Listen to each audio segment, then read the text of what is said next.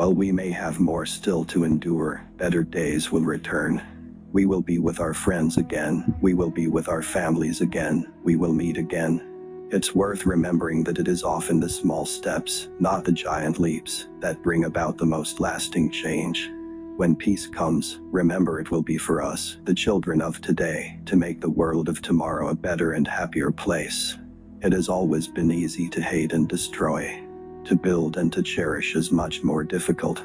I cannot lead you into battle. I do not give you laws or administer justice, but I can do something else. I can give you my heart and my devotion to these old islands, and to all the peoples of our brotherhood of nations. The wartime generation, my generation, is resilient.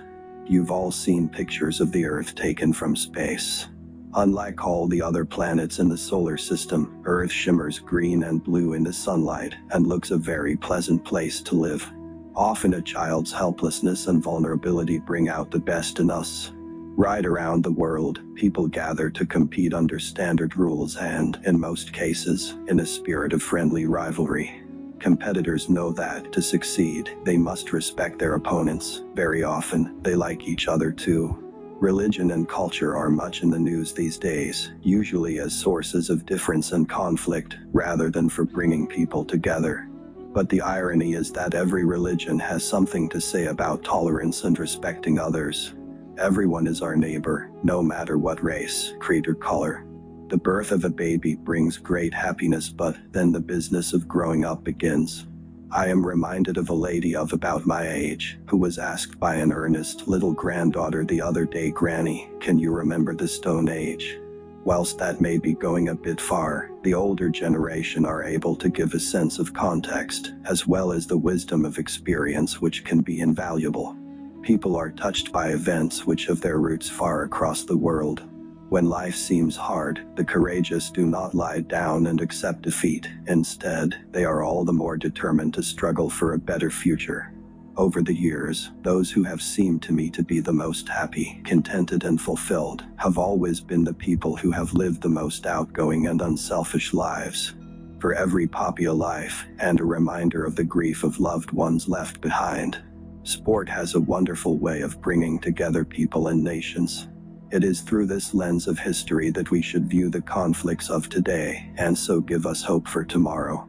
The importance of family has, of course, come home to Prince Philip and me personally this year, with the marriages of two of our grandchildren, each in their own way, a celebration of the God-given love that binds a family together. Although we are capable of great acts of kindness, history teaches us that we sometimes need saving from ourselves, from our recklessness or our greed. In times of doubt and anxiety, the attitudes people show in their daily lives, in their homes, and in their work, are of supreme importance. We may hold different points of view, but it is in times of stress and difficulty that we most need to remember that we have much more in common than there is dividing us. Perhaps we make too much of what is wrong and too little of what is right. The trouble with gloom is that it feeds upon itself, and depression causes more depression. Our modern world places such heavy demands on our time and attention that the need to remember our responsibilities to others is greater than ever. Each day is a new beginning. I know that the only way to live my life is to try to do what is right, to take the long view, to give of my best in all that the day brings, and to put my trust in God. I know just how much I rely on my own faith to guide me through the good times and the bad.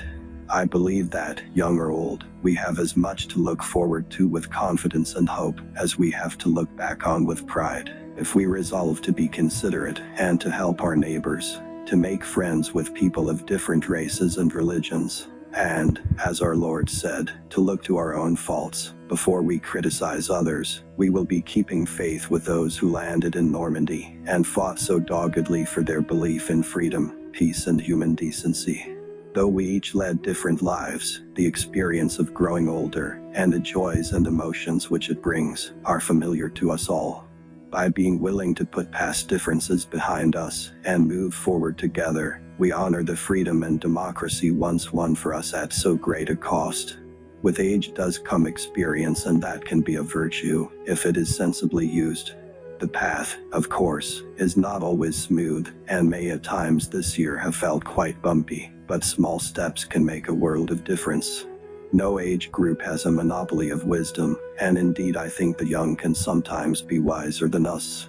But the older I get, the more conscious I become of the difficulties young people have to face as they learn to live in the modern world. We know the reward is peace on earth, goodwill toward men, but we cannot win it without determination and concerted effort. Such a blend of traditions serves to make us stronger, individually and collectively, by providing the ingredients needed for social, political, and economic resilience. Inevitably, a long life can pass by many milestones. My own is no exception. Giant leaps often start with small steps. I know of no single formula for success, but over the years I have observed that some attributes of leadership are universal and are often about finding ways of encouraging people to combine their efforts, their talents, their insights, their enthusiasm, and their inspiration to work together. At the heart of our faith stand not a preoccupation with our own welfare and comfort, but the concepts of service and of sacrifice as shown in the life and teachings of the one who made himself nothing, taking the very form of a servant. It has perhaps always been the case that the waging of peace is the hardest form of leadership of all. The upward course of a nation's history is due, in the long run, to the soundness of heart of its average men and women. Even when your life seems most monotonous, what you do is always of real value and importance to your fellow men. Whatever life throws at us, our individual responses will be all the stronger for working together and sharing the load. I can never wear beige, because nobody will know who I am. I have to be seen to be believed. Grief is the price we pay for love. I have in sincerity pledged myself to your service, as so many of you are pledged to mine. Throughout all my life, and with all my heart I shall strive to be worthy of your trust. It is easy enough to define what the Commonwealth is not. Indeed, this is quite a popular pastime. The British Constitution has always been puzzling, and always will be.